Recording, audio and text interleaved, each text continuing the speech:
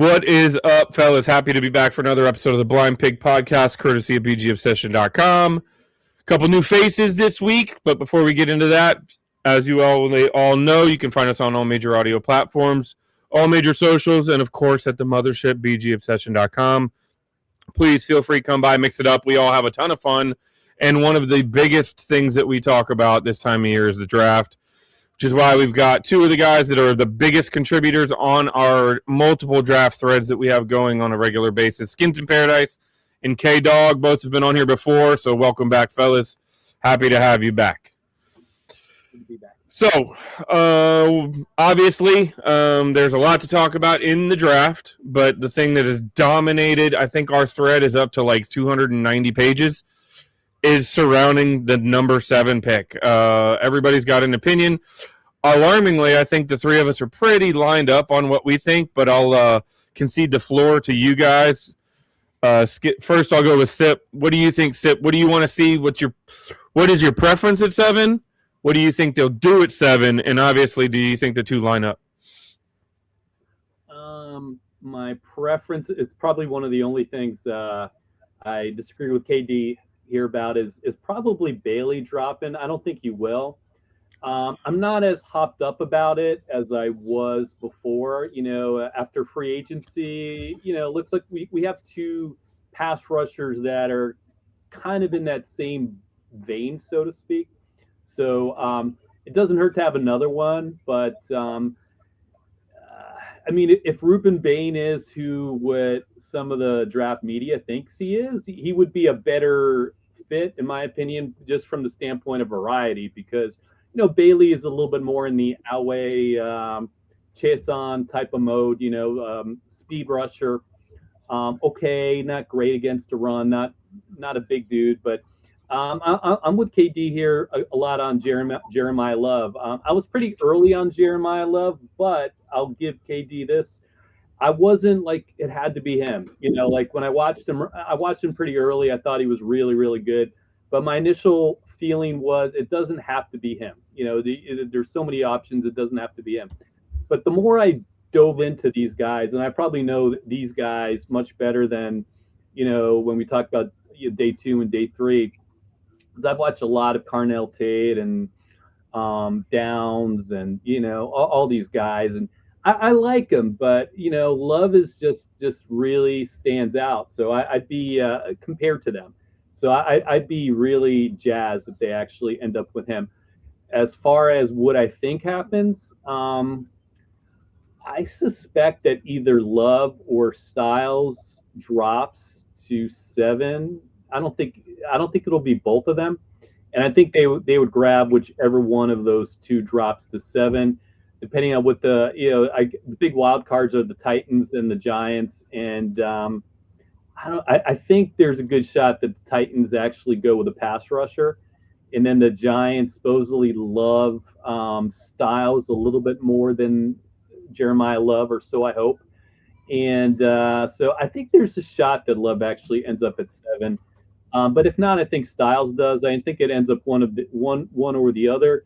I think the dark horse is Downs, who was a guy that I started the process really digging, and over time I dig him a little bit less. I still like him, but I could see him being like the safe pick. It's especially where they don't really have a natural green dot player, and studying the Flores defense a little bit. It's really important to have a guy, even more so than the standard defense, that's kind of the green dot type who actually can adjust pre-snap, post-snap. That's just a cerebral player, and that's Down. So it wouldn't shock me. I would guess it's one of those 3 players. Another dark horse is maybe Delane, just because they have a huge hole at cornerback.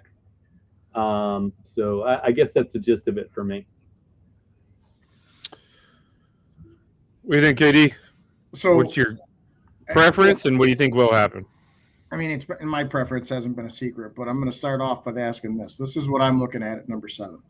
Who is going to make a playmaking difference for our franchise with the 7th pick in the draft? You can look for a lot of factors that make you pick a guy at 7th. But when you look for other things other than who is a playmaker or a guy that's going to create play, case of linemen, which we're not really in the case of this year, but somebody that's going to either create or be a playmaker is who you want. So that's where I pared down my list.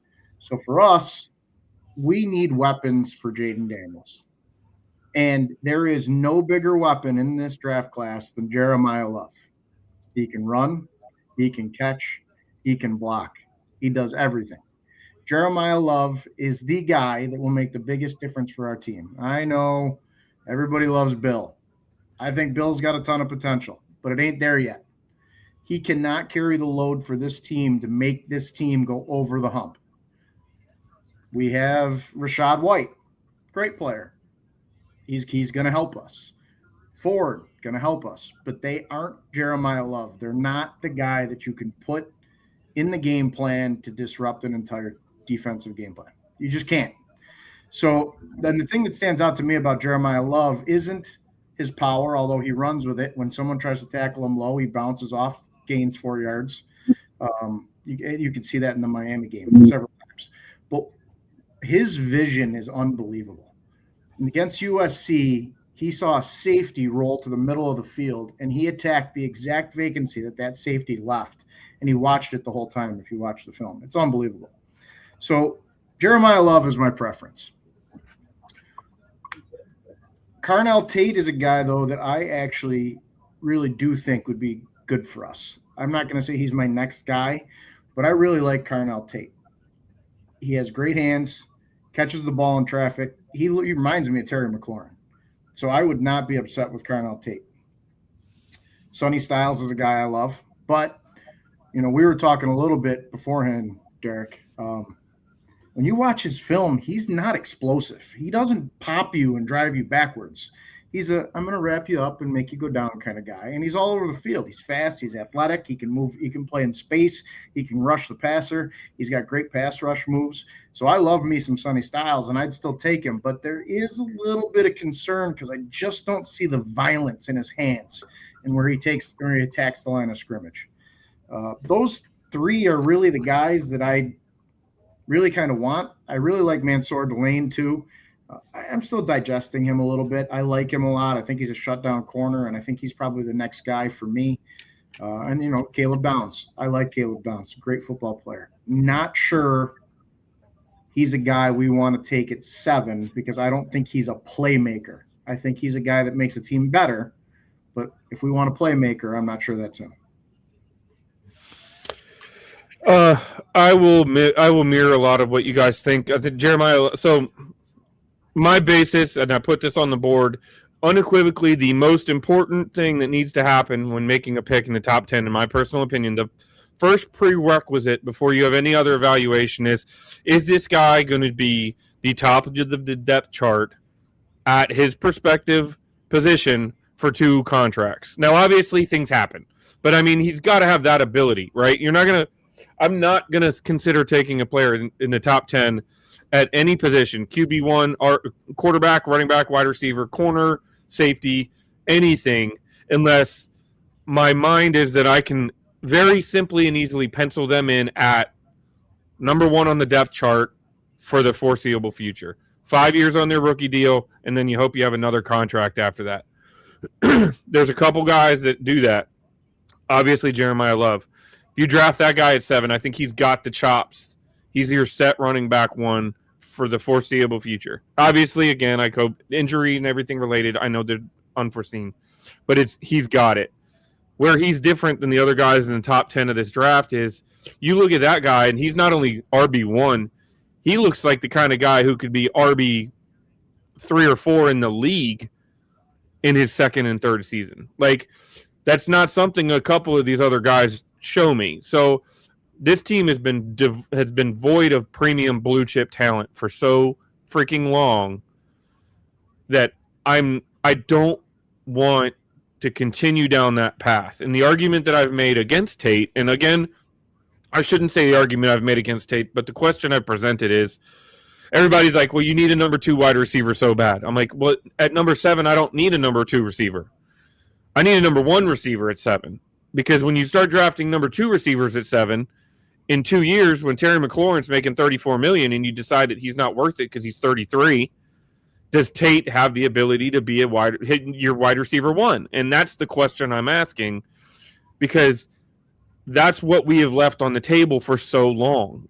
Guys like Jordan Davis falling to the Eagles a couple years ago, and now the guy's an all-pro wrecking ball, right? Some of these other players that you look at, and they're just different. And you look at them as elite blue chip level players that you might have had a chance at, and for whatever reason or another, you don't take them. Christian Darrisaw, coming out of Virginia Tech, is a top 5 tackle in the league right now. And he's half the age of football age of Tunsil. And we passed on him for Jamin Davis, a draft pick that, haunts me to this day. So when I'm looking at it through that lens, the argument is, in my opinion, is if Jeremiah Love is there, there's no question about it. You run the card up. I start having those questions about Arvil Reese, Ruben Bain. If those you mentioned Delane, and I wonder if Delane could be CB1 for a while. And that's the conversation I come back to, because again, do I want a CB1 or do I want a wide receiver 2? And then you look at Mekhi Lemon, and could Lemon have more of an ability to be a number 1 guy than Tate? Same with Tyson, but Tyson's got the injury history, which is a little worrisome. And I've seen that debate on the board where I don't take Tyson at 7, but I take him at 12. Well, he's going to be as much of an injury liability at 12 as he is at 7. So at that point, what are we talking about, right? If he gets hurt and he doesn't play in the entirety of his rookie deal, taking him at 12 is just as detrimental as taking him at 7. So if it's that much of a concern, he's not even a first-round pick, in my opinion. That's when he falls to 2nd, and you take a shot there. So I'm thinking Love's probably my number 1. Like you said, I like Styles. I like the RAS score, the relative athletic score. I like the physical freak. But to your point, some of that urgency concerns me a little bit. And the point you also made, moving from safety to linebacker, it's a little different. So maybe there's not hesitancy, but he's not instinctive yet. But then comes the questions. A guy like Jamin Davis, who was a physical freak, but he had only played the position for 1 year, and he came in here and got exposed. So there's a lot of those questions. So I'm going to say Jeremiah Love is my 1. I like to believe he is going to be there. And I think because I think the Giants have been talked about, but you wonder if Harbaugh wants his Kyle Hamilton and he goes with Downs there, or even a Styles. He wants that guy, that box guy that can be a kind of a Swiss Army knife. And with Tennessee, if they don't draft something to help out Cam Ward, they would be crazy, which could be Jeremiah Love. But it could be a wide receiver. It could be an offensive lineman. They're going to be in rough shape talking about needing another quarterback early next draft if they do something. So I think Love is my pick. I think he will be there. Obviously, I'm not going to say I'm 100% confident. I'm about 25%, which I believe is probably high in the confidence of a top 7 draft pick. So if we end up with Love, that's going to be awesome.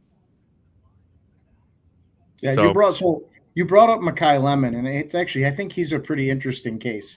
If you get past the character concerns with that weird press conference, because that was odd, even in context. And I heard he didn't do great in the interviews from what I've been seeing. But you leave that aside, Lemon's not just a pure slot. He can play the traditional Z spot too. He's not going to line up at X. He's not going to go out there and, destroy press coverage every play. But you can put him wide and you can run a full route tree with him, I think. He's a playmaker. He meets the criteria of a guy you want in the first round. But the question is how often is he going to get the ball versus, a Jeremiah Love or, a Carnell Tate. Again, I think Tate is probably a wide receiver 2 for most of his career, but I think he's a high-end wide receiver 2. So while I agree with your assessment on that, I think he's a guy you can take at 7 and be okay because he's going to be a contributor for a long time. But I see your point, 100%. Well, and the point is a wide receiver 2 might be the best option at that point. But if there is an RB1 and a wide receiver 1, a CB1, whatever on the board, and you pass them up for a wide receiver, that's when you start getting yourself into a circumstance where you continue to have talent deficiencies because you're passing premium talent for need, and that's when you're killing yourself. Anything else on the first round there, Sip? Yeah, I forgot to mention Carnell Tate. I probably spend more time defending him as a player than anybody else in the top 10. He's not my top one at that spot. I'm not 100% sure that he is going to be there at 7. I think partly because, Lemon between the interviews, and it seems like as he's being dissected a little bit more, at least it feels like he's fallen a little bit. Tyson, I read the other day, like some scout mentioned, could fall into the late first. That he's there. The concerns are that big as far as his injuries that Omar Cooper might actually come before him, and maybe Concepcion. But I think Carnell Tate has a potential to be a number one. I don't think he's going to be an elite number one, but he reminds me a bit of a more physical Devontae Smith. It's I've talked about this previously, which is you watch a lot of these receivers, and over the years, people talk about this guy's so fast, and Xavier Worthy is so fast. He runs 4.2. Imagine him, catching the deep ball, et cetera, et cetera. And then they don't, and we're used to Deshaun Jackson, Tyreek Hill. There are some guys that are burners that are good deep ball catchers, but it doesn't seem to be the prime reason for having that skill. And the prime reason seems to be ball tracking. And it's just hard for a lot of these guys to track the ball like a baseball center fielder. And when you're watching Tate, he just does it over and over again. He stems his routes well. He's very fluid as far as being a route runner, and just he catches the ball so seamlessly. He also reminds me a little bit of George Pickens on that front, which is, a guy also not a burner, but just seems to be able to skate by players, make big plays down the field, and just catches balls so effortlessly that, I'd be surprised if Tate's an elite type of number one, but wouldn't surprise me if he's sort of like the Drake London, though different style of a player, or a Olave type of number one, where medium level number one receiver. It seems like, as you get closer to the draft, sometimes mocks tend to change, and not that mocks are the be all and end all, but just posting some of the stuff I've been reading today about Tate, it seems like, at least the vibe, whether it's BS or reality, I don't know, is that he's a riser, and maybe part of it is he's the safest, I think, of the receivers, and it feels even more so as you get closer and closer to this. And so if you need a receiver, you want to take one early, he's kind of the main show right now. So I'm not so sure he falls to 7, but if he did fall to 7, yeah, I'd be perfectly happy taking him. But yeah, no, like everything you guys are saying about Jeremiah Love, sometimes people push back, and I know some in the national media and local media is, he's a running back. If he was going back to what KD was saying about Krosky Merritt, I get a little frustrated. As much as I like him, and he was a guy that I was pushing actually in the 7th round, so I'm very familiar. I sat through and watched a lot of his college games, but good runner, but he's a bit inconsistent, and he's not a pass catcher, and he's not a pass blocker. And that's just, in today, this is not like the 1980s anymore. That's not a complete back. And people start telling me, well, give him time, this and that. He's already 24, going on 25. He's an older rookie. So just the idea that he's going to evolve into being this well-rounded running back, I got my doubts. And Jeremiah Love, who's a young prospect, start off with that, can do everything right now, can pass block, can catch the ball. They were saying at the combine he was running routes like a receiver. So anytime people push back on, well, you much rather have a receiver than a running back, I get it, but Love, I mean, that's kind of his thing. He's a hybrid modern day NFL running back where he could do it all. He could catch, he can run, he could do everything. If he was just a one-dimensional runner, I would get the point, the pushback a little bit more, but he could help you in the passing game. He's not just Krosky Merritt is just purely a runner. When he's in the game, that somebody had the stat at some point that when he shows up into the game, they're running the ball. And one of the things that, Jay Gruden, who gets some pushback from some of our fans sometimes, like they think he's an idiot, but he might not have been the best head coach, but he wasn't a dummy when it comes to playing offense. He loves. He was a pretty good offensive coordinator for a while. He stresses all the time, especially with a running back and a tight end, is you don't want them to be so one-dimensional that when you bring them into the game, you're telegraphing what's next. And with Krosky Merritt, you're telegraphing, okay, we're running the ball, okay, and that's if they want to do this whole thing with play action and have a little more subterfuge with their game. I don't see, I get Krosky Merritt's a good outside zone runner, one cut and go, and there's aspects that work here. But I think ideally you want somebody, especially with that type of offense, that can catch the ball and can pass. Yeah, so just to piggyback a little bit on that, look at the guys we've signed at running back this offseason. Mm-hmm. Ford, White, McNichols. What are all three of them? All well-rounded. They can all block, they can all receive, they can all run. Who's the oddball in that group? Krosky Merritt. I'm just saying they're going to give him his chance because he has the ability to break the game open in the running game, and they have to give him a chance. But he's the outlier of that group right now. You get Jeremiah Love, now you got 4 guys that can kind of do all that stuff, and I'm not going to say they're going to cut him, but he's the only one that doesn't do everything. So he's got to have one heck of an offseason to keep his spot, in my opinion. And what it comes back to, and one of the things that I've tried in the past, I've had this is you don't classify Jeremiah. Like, Jeremiah Love is a running back on the depth chart, but you can't classify. He's a weapon, right? He's the kind of guy that you look at coming out like a Christian McCaffrey or a Saquon Barkley. Now, obviously, he's got a lot of work to do to get to that stature, but he's got the ability to get to that level in the league, and that's where he's different. I have long been one not to draft a running back in the first round unless the right one is there. And you know what I mean? Because, yeah, you can find 1,000-yard running back in the 7th round. We did it. If Krosky Merritt didn't get benched for fumbling and have those a couple of slower games, he would have broken 1,000 yards. I mean, he was at over 800, right? But I'm not looking at Jeremiah Love like he's a 1,000-yard rusher either. He's so much more than that. That he's walking in day one, and he might only touch the ball 18 to 20 times in a game, and that's touches. That's not running. That's not carries. That's touches. 4 or 5 catches, 10 to 12 to 13 rushes. And you switch things up with him and Krosky Merritt and do things, but every time that guy touches the ball, he's going to change the way the defense prepares for what the offense is going to do. And that is not something that everybody on the field can do. And then if you have a guy who the defense has to focus on at running back and one at quarterback, now you're really messing with the front 7, right? Like, so it can be there. And normally I'm not a proponent of it unless it's the right guy, and I think Love can be that right guy.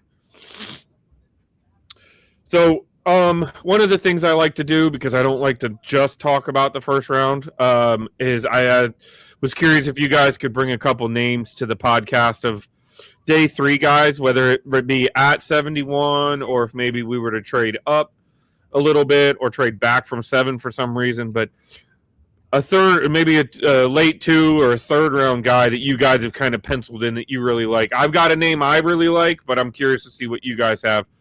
KD, who do you got in that slot? So I got 5 guys that I really like that are kind of under-conversated about. But I'll start with my 2 top ones at that spot. I'm going to start with the guy I've been championing all offseason, wide receiver Elijah Surratt, Indiana. One of my favorite receivers for the Commanders, Redskins, Washington football team, whatever we are now, in the last 30 years is Pierre Garçon. He's a typical, I'm going to line up on the outside. I'm going to catch everything that's thrown my way. I'm going to get open. I'm going to break tackles, and I'm going to block. And I'm going to do all the things that it takes. He's a grinder. Elijah Surratt reminds me so much of Garçon that I think he would be such an immediate improvement for us that he could be our 2 at times. I don't think he'd be our 2 all season long necessarily because he doesn't have that kind of chops. But I think in the red zone area especially, he's going to be a guy that's going to get a lot of targets. I think he's a big-time touchdown scorer, and he understands coverages. He sits in open holes. and he's going to give Jaden outlets. So if Jaden rolls out, Surratt's going to be open. So he's the big one for me. I love Elijah Surratt. If we got him, I would be ecstatic. The other one that I really want to talk about is Josiah Trotter from Mizzou, linebacker. If you want to get a linebacker that plays downhill at 1,000 miles an hour and has a great shed technique and a great reduce technique when offensive linemen are trying to block him, I said Jeremiah because that's his brother and his dad. Josiah Trotter is the guy that stands out to me. He's violent. He's aggressive. He can blitz. He'll do anything he can on the field. He is a weapon on a defense. The problem is a little bit weak in zone coverage. And sometimes it's because he's so impatient. He'll get to his zone, but then he gets antsy and wants to fly around and go attack somebody he thinks is going to get the ball, and the ball goes behind him. So that's something that'll definitely need work. But I think if we got him and coached him up, I think he's the kind of guy that makes a defense roar. So he's kind of like Ivan Pace, but better. I like it. What about you, Sip? Who you got on day 2 that you really like? Yeah, actually, it's funny. I got the even though me and him, KD, debate a little bit. We actually have the same favorites in the first and same favorites in the third. Yeah, Surratt, I don't understand the lack of hype that he has. I mean, his numbers are sick. He has high intangibles. He's done it consistently. You know, there's some of these wide receiver snobs that are like, if you don't peak early, you're just never going to make it. And, in some cases it's true. In some cases it's not true. Yeah, Surratt fits all of it. He 3 years of big time production, yards, touchdowns, 15 touchdowns, high intangible guy. People were worried a little bit about his speed. He ran 4.5. I think, and it's something I was, discussing a little while ago about somebody was talking about bust rates for third round receivers and thinking about it, digesting some of these receivers, and people get hyped about this and that receiver. And I've become a bit more cynical over the years when it comes to some of it, just because I've tried to talk myself into some players like, okay, I like this, I don't like that, but if this works and that works and that, and over time I've found that it's when there's too many variables that have to kind of change, it often doesn't. So guys like Surratt that are high floor from the jump that you could, at least according to mocks, get in the third round, to me that's my favorite. I talked about Bernard, but I think Bernard's in the second round. He is similar idea to Surratt. He just does everything well, so consistent, catches the ball, good yak guy. They're both good blockers. The other guy I like that kind of fits that, I don't like as much as Bernard and Surratt, is Antonio Williams, slot receiver, who has pretty good stats, not as good as those two, but just really consistent, really good blocker. Can find holes in the zone, just does just like the other two, just does everything very well. He ran like a 4.42 at the combine. So he's a good athlete too. And he's another guy that's getting a little hype. We're talking about McShay. The first time I've seen some Antonio Williams hype is from him, where he's like, this guy can jump into the NFL and, catch 70, balls and, put 800 yards right away. I know what he means. Like there's some receivers that you watch that you just kind of think that maybe they're not superstars, but, maybe a good analogy to Antonio is Jamison Crowder. It's not like he's a little bit different, a little faster, but kind of the same idea, like not a superstar, but his floor is so high. And I've just become more enamored by drafting in that range if I'm doing a receiver, high floor receivers, than just going with a wild card, especially with this team where, there's a short window. The other one I'd go with who I thought initially would be a day 3 guy, but now he's becoming a day 2 guy, is Sam Roche from the tight end from Stanford.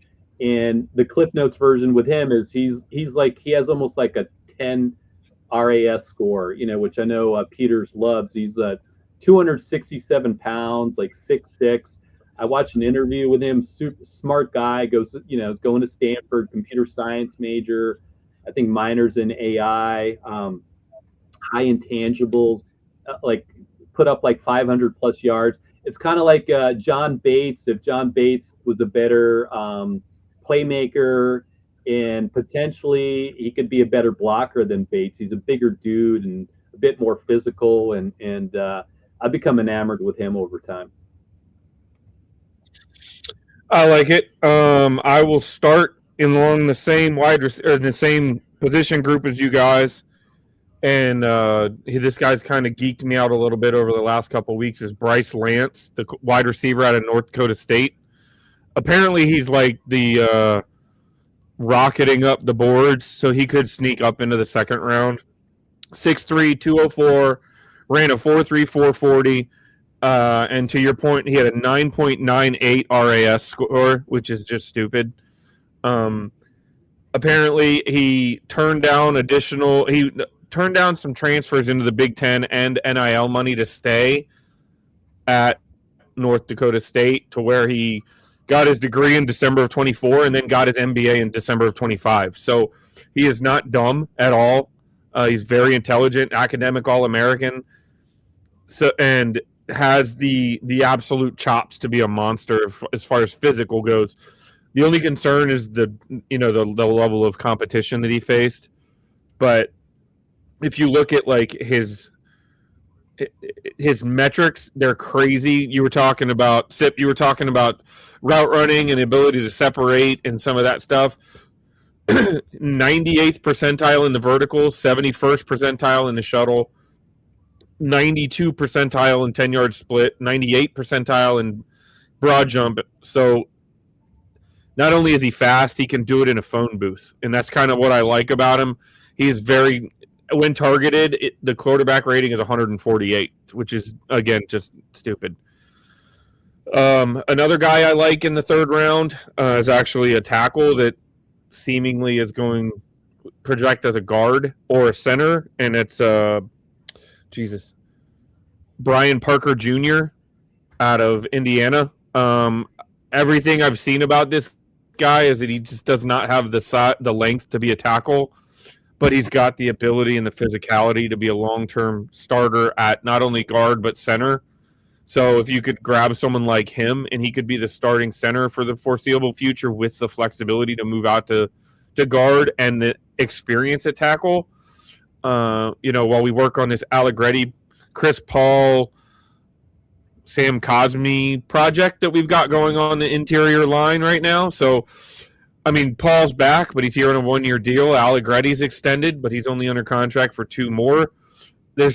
We're going to find ourselves real quickly asking the same questions in another offseason if we don't find some long-term answers there. So he's got some nastiness to him, but he's not overly physical. So I guess that's something that they could work on, and maybe, especially if he's getting out in space. But 6'5" and 309.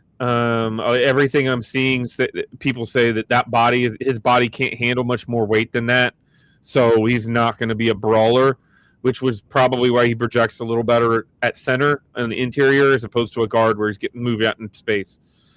So I like those two guys. Either one of those guys I'd be happy with, especially if we don't go wide receiver in first. I like those. I like those picks too. There's another receiver I want to mention that's kind of a first, second round guy, but has been kind of falling off people's radars and no one's really mentioning him. And I wouldn't be surprised if he fell because he had an ACL tear in November. And that's Chris Bell from Louisville. I'm going to tell you something. If you like people that set tones for an offense, Chris Bell is that guy. He has a limited route tree, but he's a 4'4" guy. He's 6'2". He's 225 pounds, and he is a fullback playing wide receiver.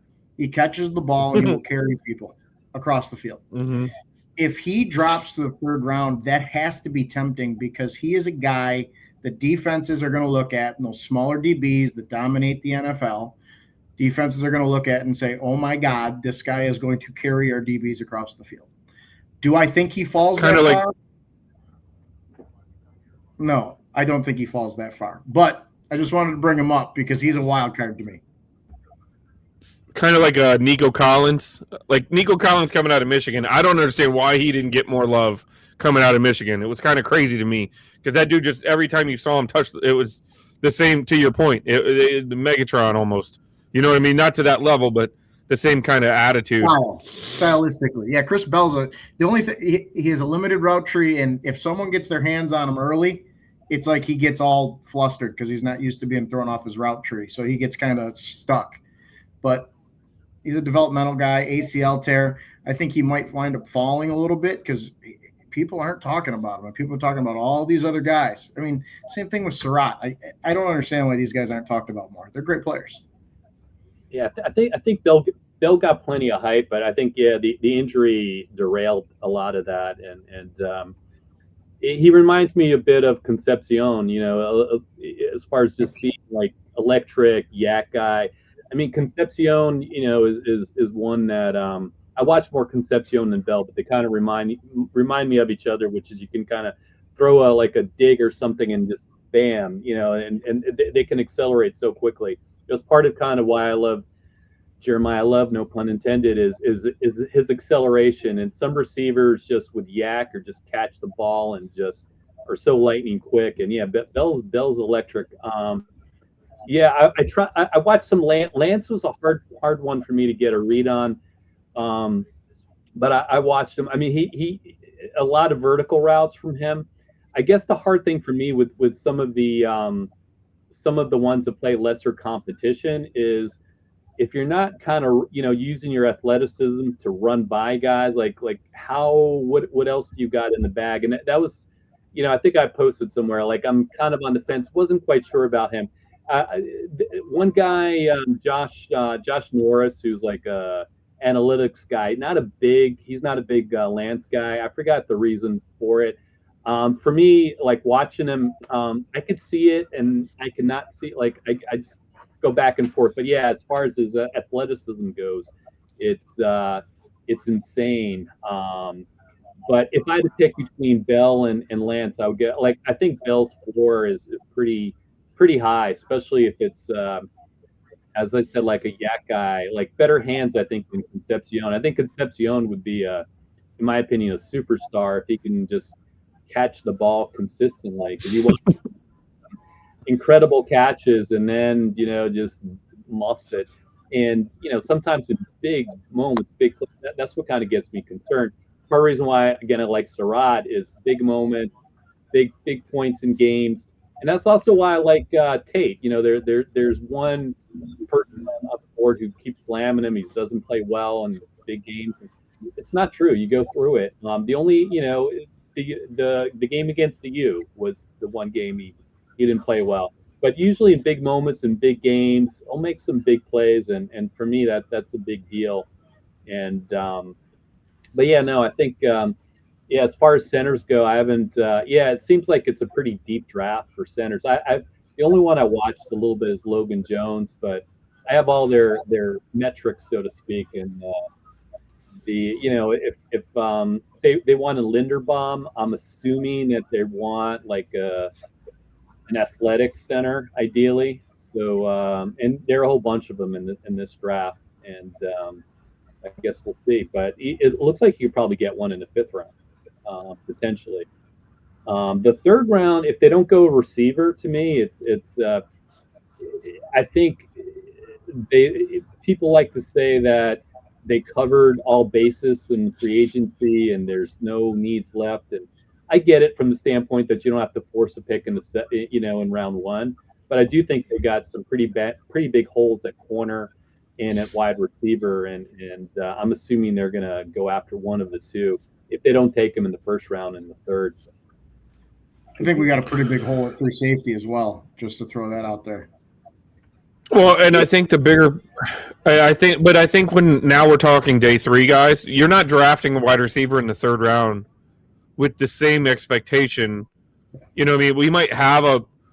I would agree with you. We need to address wide receiver. And I think we need to lock up and we need to figure out wide receiver 1 for the foreseeable future. I don't think Terry McLaurin's the answer to that question, but I'm also not looking for that in the 3rd round because that would just be an unfair expectation. So You know what I mean? So I think anybody you take in the third round, you're hoping that you can get a contributor out of on their rookie contract. But I think though, sorry.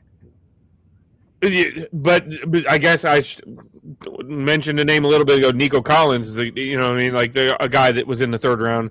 There are third round wide receivers that end up becoming wide receiver ones. They might not be your prototype wide receiver one, you know, Jamar Chase, but they are top of the depth chart guys. So your point's valid, but I guess my thought is that the mentality is just a little different.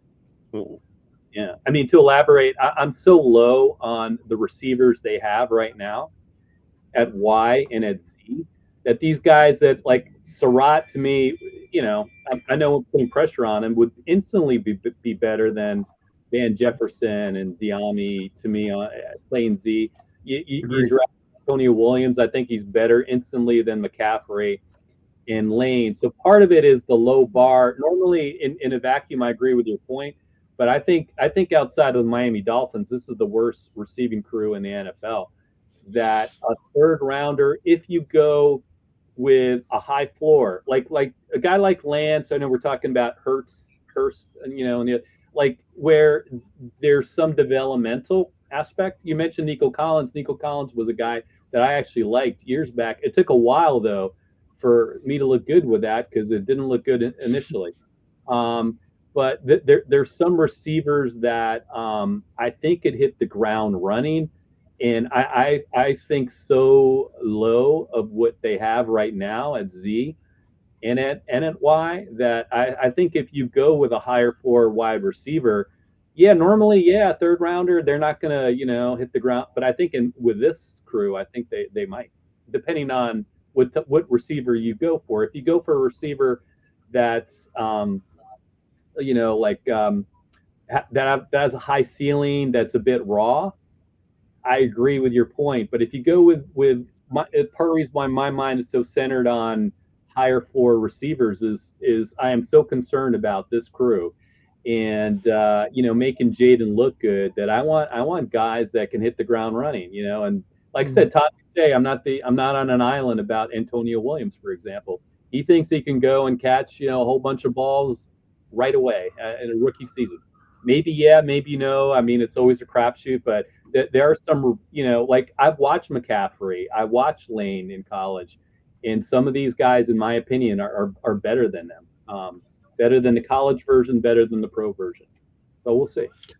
I can't totally disagree with you, because one of the points that I've made is that wide receiver is becoming that, going along the same lines of running backs, because now your third and fourth wide receivers at Ohio State play one season as a senior, and then they become a top 15 wide receiver in the NFL. Like Jackson Smith and Jigba just got the biggest contract of any wide receiver, and I don't think he started until he was a junior, and that was if he even started as a junior, because he was packed up and stuff. There's schools out there running 4 wide receivers out there, and they're getting 60%. All 4 of them are getting 60% of the snaps on offense for the season, so they're seeing things in a different way.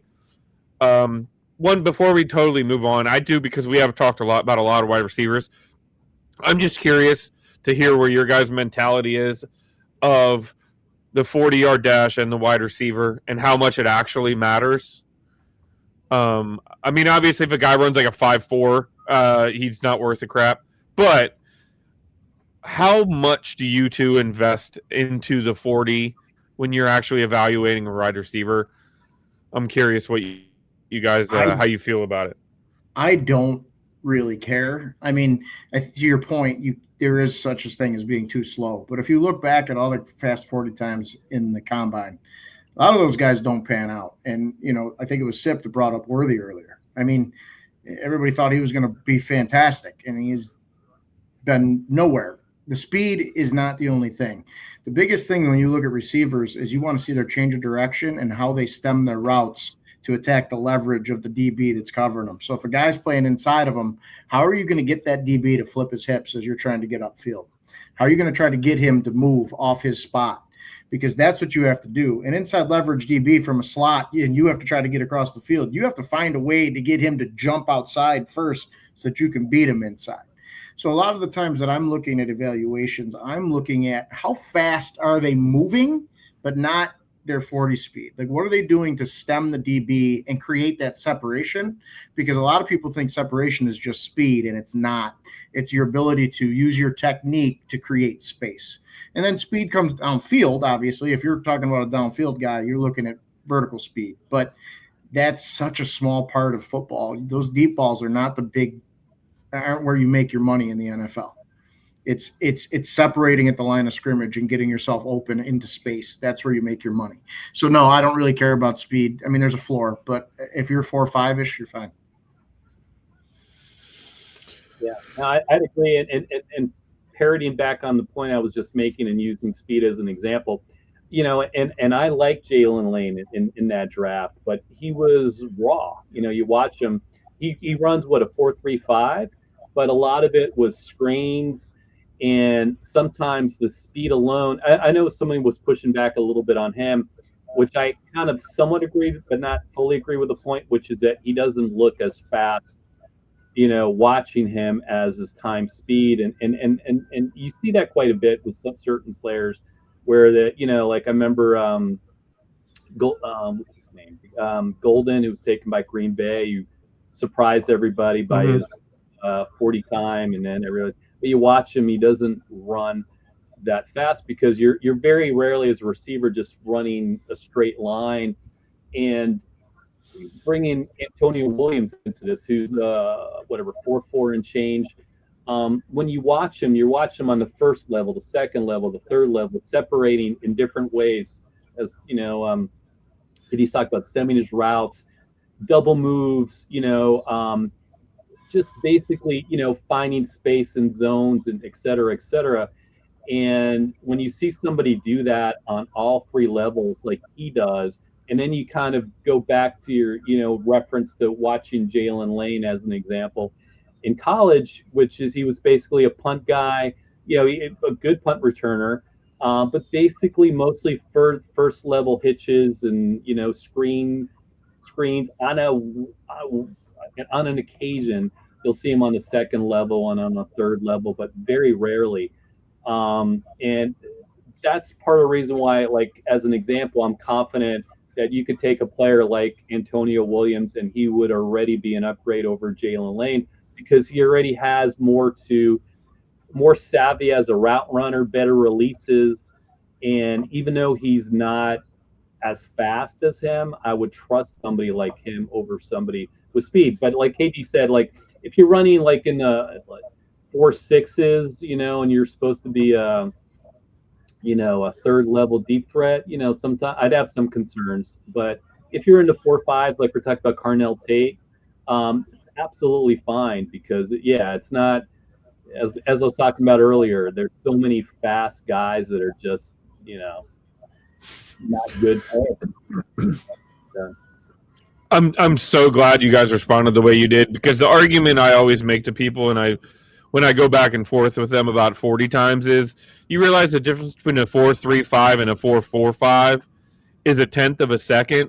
It's almost not even measurable by the human brain, and you're extrapolating that out over 40 yards, right? So if you really break down a tenth of a second across 4.5 seconds, it's not even a fraction of a percentage of a difference. So where the money, what I look at is I look the shuttle, I look the 10 split, because I will say that I think the speed as a wide receiver matters more in the first 10 yards than it does in the next 30, because that's where you're actually, to your point, going to leverage the DB, especially if they're playing an off man or an off zone coverage. Because if I can get on you faster than anybody you've seen, now you are thinking, and I can change your eye line, and I can change the way that you're covering me. So whatever happens after that really doesn't matter, because once you're out of position, I'm leaving you behind me. And if you run a 4.3 and I run a 4.5, but I've got 5 steps on you, you ain't catching me, bro. Or at least you know what I mean. It's gonna be downfield by the time you get hands on. So I'm happy you guys view it the same way I do. I think there is a metric for speed. I think it has its purpose, but I don't think anybody should ever be drafted at any position based on speed. Because to your point, when it's laughable to me that they even have the offensive and defensive linemen run the 40. Like, I don't know why they do it. If anything, they should run a 10 shuttle and, any kind of interior side to side, lateral movement. But straight line speed, you're never going to ask anybody like that to do that. And the majority of the wide receivers that make the money in the NFL don't run 40 yards in a straight line ever.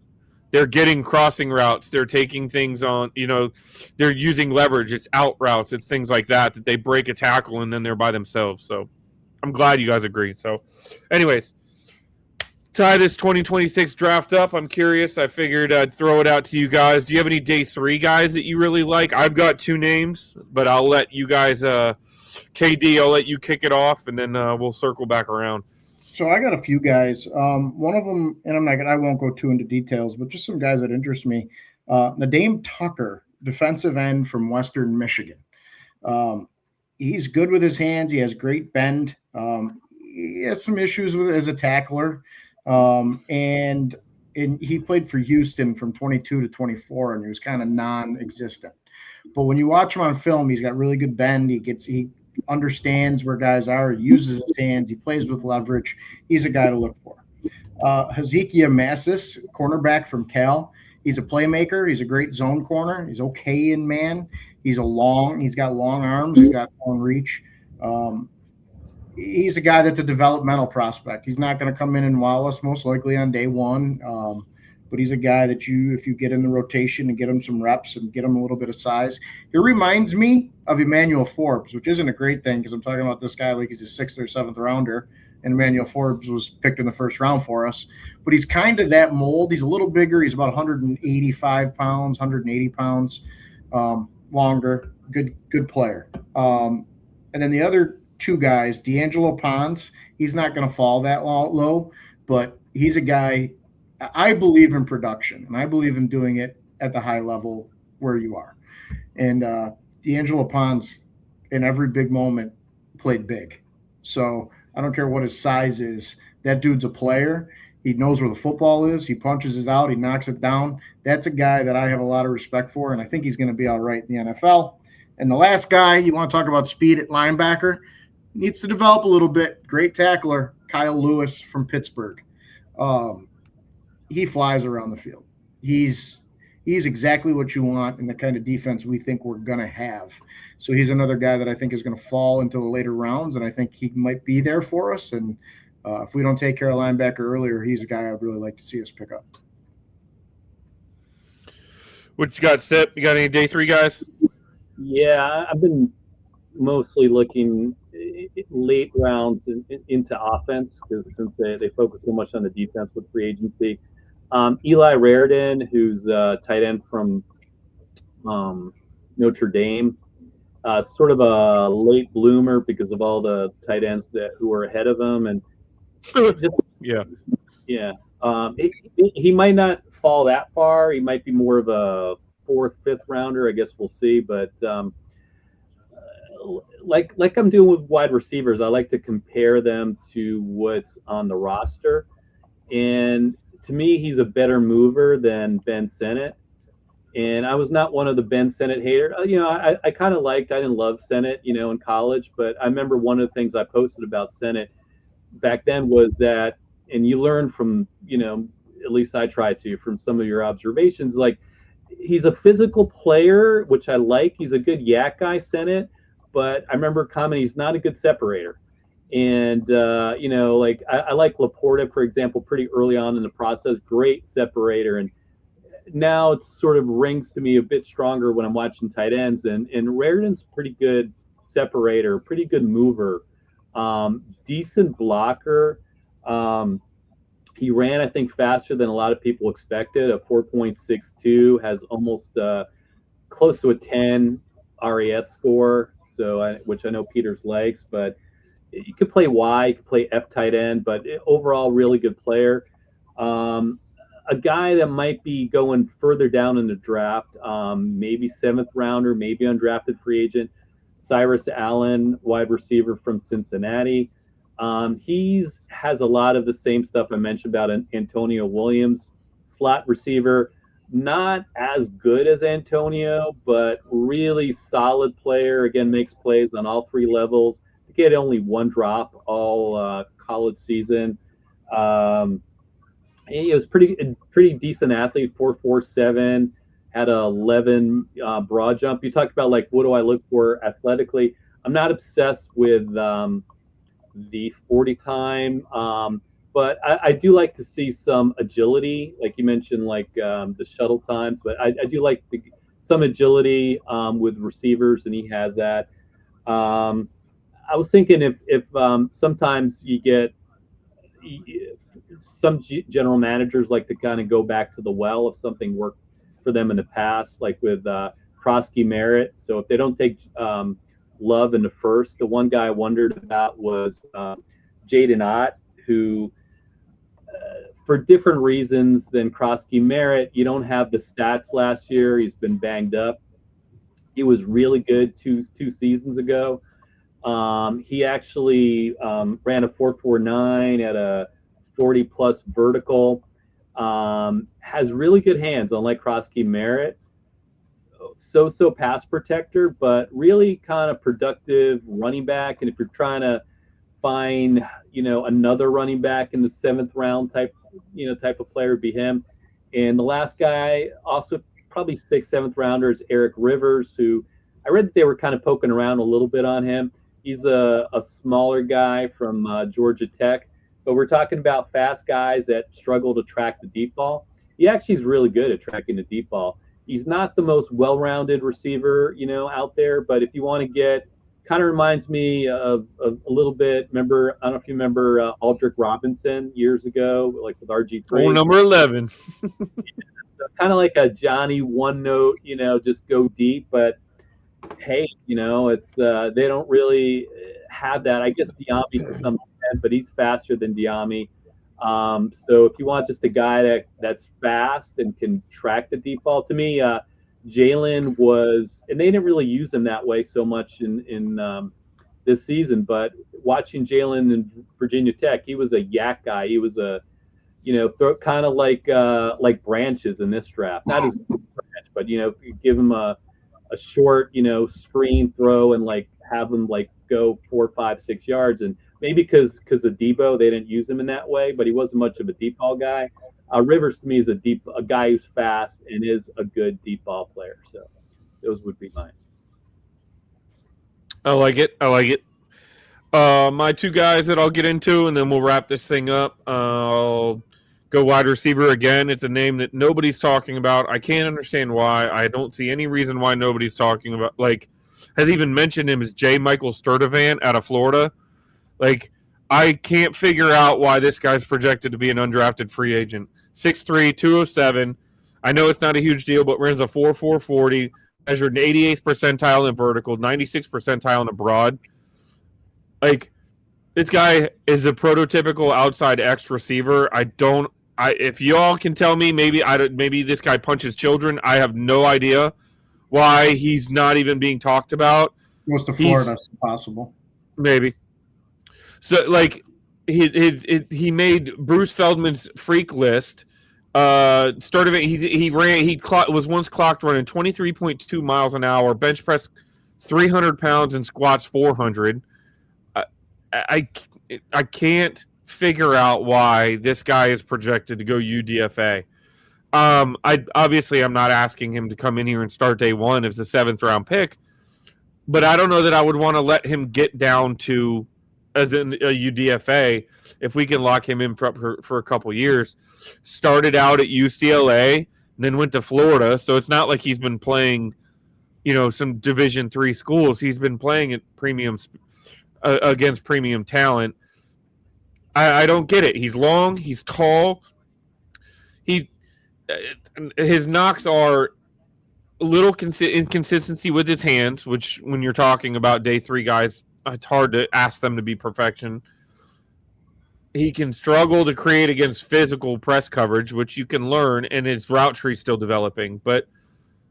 And maybe he's not great in a phone booth. But again, at 6'3" and 210, I don't know that you're going to ask him to play inside, and he's going to be lining up outside. So I don't know why he's not getting any attention, but I'll take it if we can find him late. The other name I like is Pat Coogan, another interior O lineman. I really like this guy. Ended up starting at Notre Dame and just blocked for a guy named Travis Ostame up there, and then transferred to Indiana. He started at Notre Dame, both at guard and at center, so he's got experience. He played 13 games at guard and then 28 games at center over his career. And I think he actually could come in and be a very quick number 2 center. And maybe by mid to late season, be pushing Allegretti for playing time there. And again, I said it earlier, if we can find our long-term center in this draft, I think that's a home run. And if that long-term center has flexibility to play the guard positions also, I think that is massive. So day 3 guy, 6th round pick, day 1 starter, not what I'm looking for. Well, it is what I'm looking for, just not what I'm expecting to find.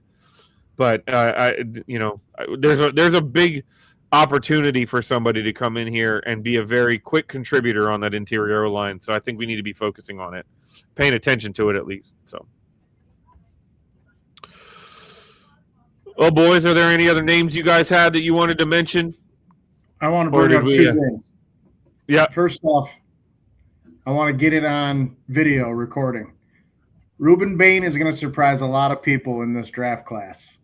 And his short arms, he's going to break a trend that a lot of people think he can't break.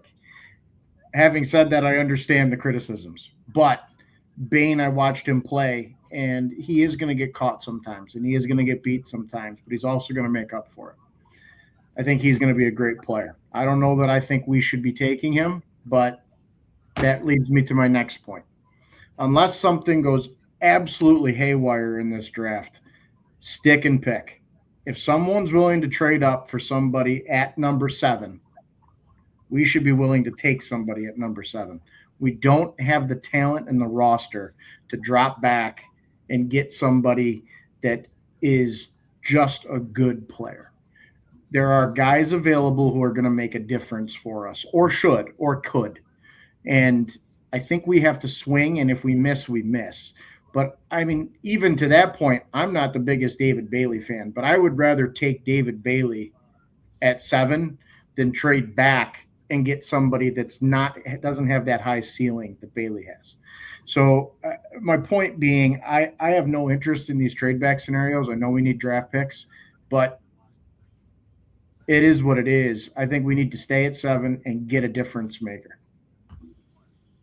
Yeah, I mean, just real quick on Ruben Bain, I'll go on record here too. I don't, even though I've been kind of like the pushback guy a little bit about him, I'm really unsure. Like, I don't, there's some players I don't like and I'll push back on.